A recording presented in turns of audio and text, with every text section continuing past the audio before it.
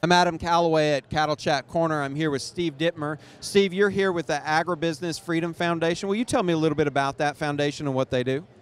What we do is promote the free market approach to agriculture all the way up and down the food chain, from the very conception of the animal all the way through to the consumer's plate. And our ideas is that the free market usually has a better idea, a better solution to most of the problems that most businesses face, as well as agriculture. And the important thing is that whether you like politics or not, it influences what happens to our business. It sets the business climate.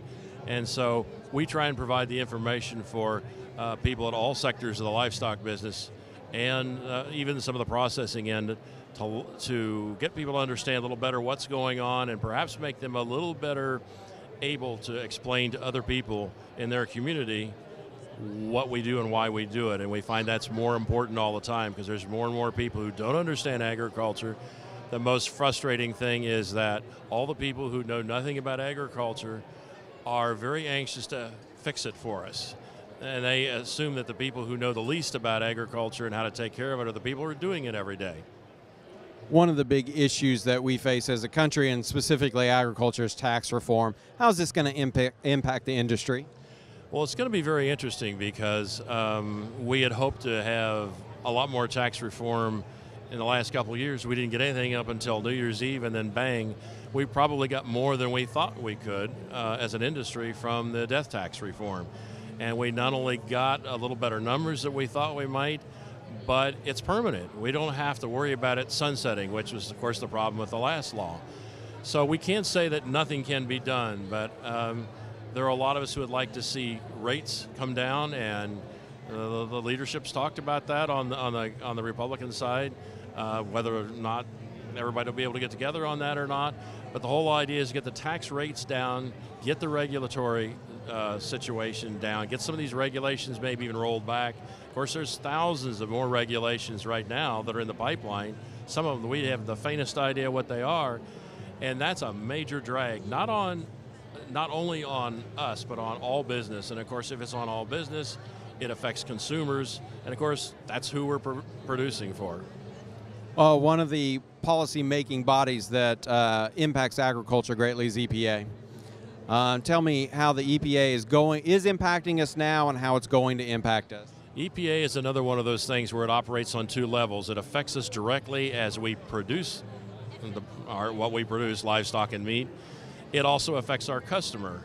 And I like to remind people, as horrible as you like to think about gasoline prices, that very directly affects what the disposable income a person's got left at the end of the paycheck period. And that's what shifts them from the steakhouse to the hamburger chain. Now, and ironically, the recession has been great for what they call fast casual, upscale hamburger places. There's been more chains started to do upscale hamburger in the last couple of years than there's been in a long time, and they've done well. Well, it's because people are looking for a little more variety with their hamburger and ground beef diet, but we'd like them to be able to afford all kinds of things. That maybe seem far afield from EPA, but just think about energy alone. It not only affects our chemicals, our fuel, what happens to irrigation, all this stuff, but it also means our consumers have less jingle in their jeans to buy what we want them to buy. Of course, we're all familiar with the Clean Air Act. From what we understand coming out of Washington, and we'll know more when we see the State of the Union message, they're going to look to do more climate change stuff, and all that means is more things to hobble anyone, not just farmers and ranchers, but anybody who produces something. It's going to make it more difficult, more expensive, and of course anything that's marginal to start with, they won't even attempt to do. And of course we've seen economic data that indicates just this morning here at convention, there's less investment capital being plowed back into businesses all across the spectrum because nobody knows what's going to happen, and if they do, so far it's not looking good. It's more difficult, more expensive to conduct any kind of a business. One of the other primary issues that is going to be a big policy issue in the next 4 years is going to be immigration. Can you tell me how immigration is affecting agriculture, and what is sort of the outlook on that moving forward? Well, this past set of discussions here since the last election is the first time we've seen any serious discussion among the politicians about doing something about a guest worker program. And that is probably near the top of the list for most agricultural producers. They want to see the border secure. They want to get out of the chance of being in hot water themselves. Employers have been in a real difficult situation.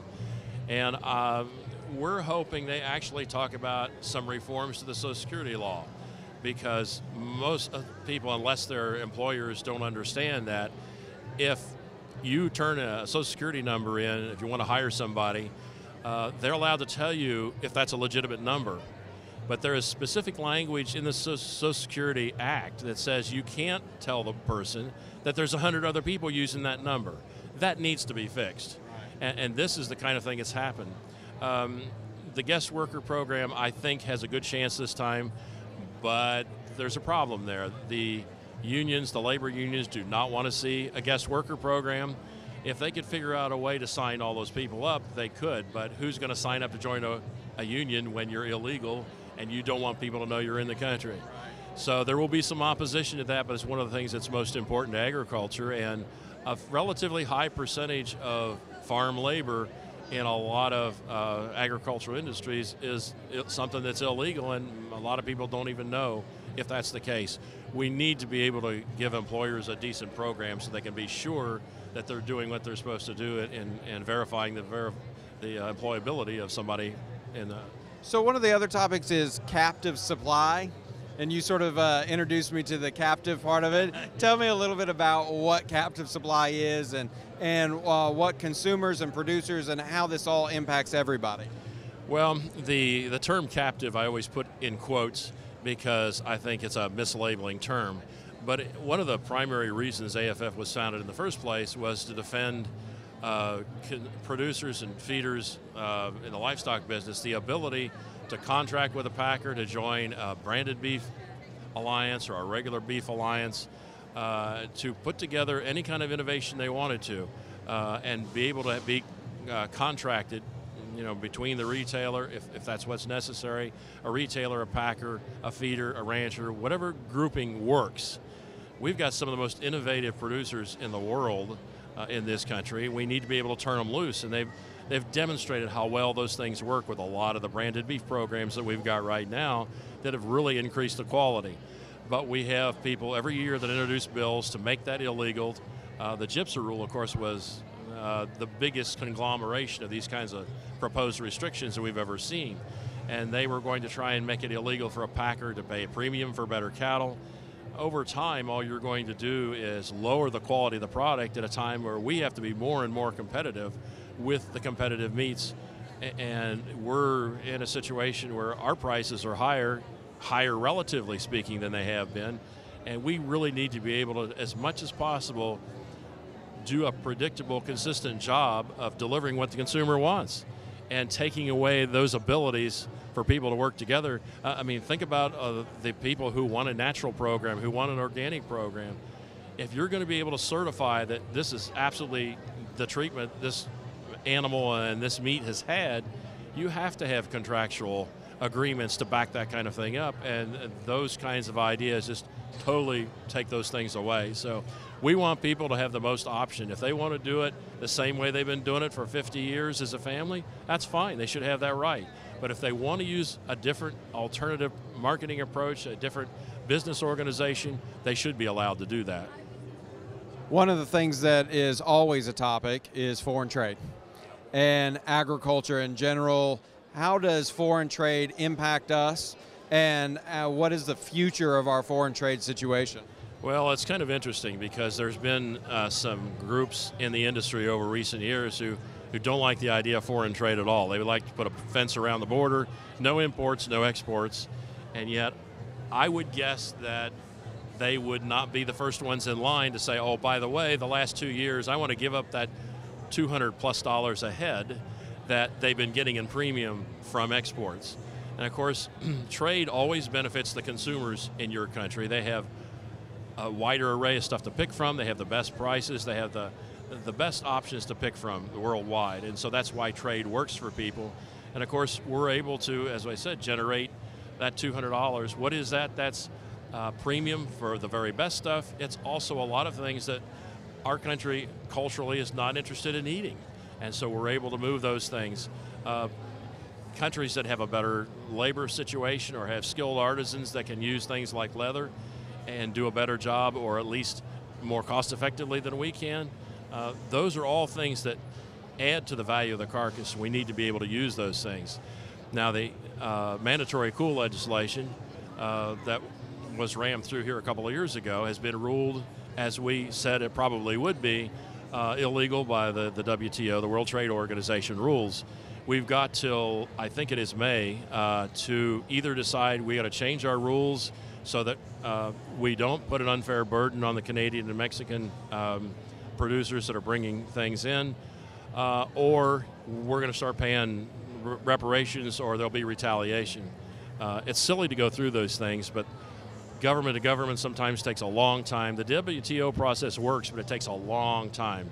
In the meantime, it's cost the industry, from ranchers, feeders, processors, retailers, hundreds of millions of dollars, and we can't afford that. So we're hoping that somebody will get on the stick in Washington and actually solve this problem without just stalling like lawyers and lawmakers tend to do sometimes. Well, then let me ask you, what is the chance that that's going to happen? What is the chance that we're going to get through and sort of push through some of these policy issues in the next 4 years?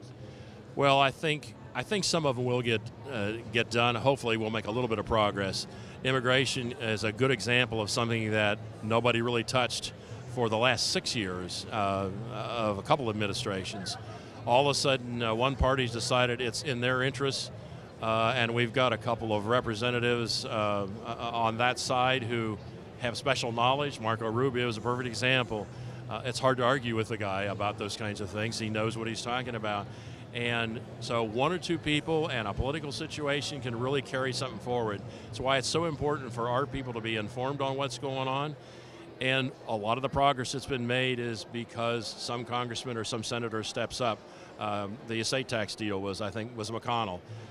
You need to talk to your senators and your congressmen. Make sure they know who you are, what you do, and why you do it.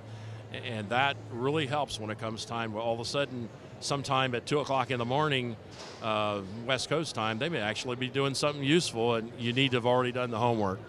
Wow, Steve Dittmer, that's a lot of great information. Steve's with the Agribusiness Freedom Foundation. Thank you for stopping by the Cattle Chat Corner.